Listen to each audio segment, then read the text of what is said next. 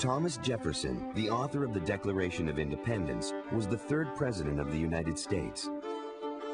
When he came to office in 1801, he began to limit the power of the federal government. He lowered government spending, fired tax collectors and many other government employees, and reduced the size of the military. But Jefferson took another step that expanded the size of the nation. In the early 1800s, Spain gave a huge part of its land west of the Mississippi River to France.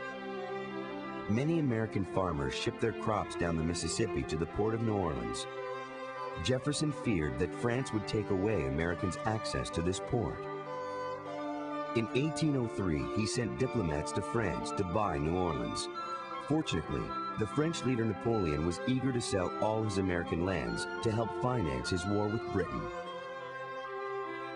When Napoleon offered to sell the entire Louisiana territory for only $15 million, Jefferson agreed. This purchase doubled the size of the United States. In the spring of 1804, Jefferson sent Army officer Meriwether Lewis to lead an expedition to explore the newly acquired land. Lewis picked another officer, William Clark, as co-leader. Lewis and Clark's 3-year expedition to the Pacific Ocean covered more than 8,000 miles and provided valuable information.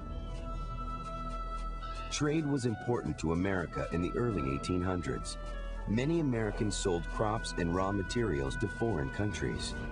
But with France and Britain fighting a war against each other, America was caught in the middle.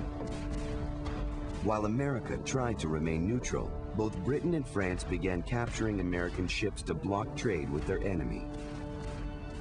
Making matters worse, Britain, in need of sailors, began capturing American sailors and forcing them to serve in the British Navy. Jefferson responded with an embargo. The United States refused to trade with any foreign country, but the embargo hurt American farmers and merchants more than it hurt either Britain or France, so it was finally lifted. Meanwhile, American settlers continued moving westward, but this caused problems for the Native Americans living on those lands.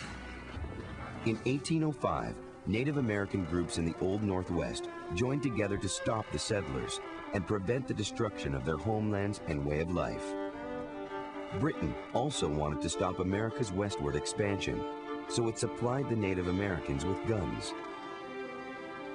Tensions between the United States and Britain were high when James Madison became president in 1809.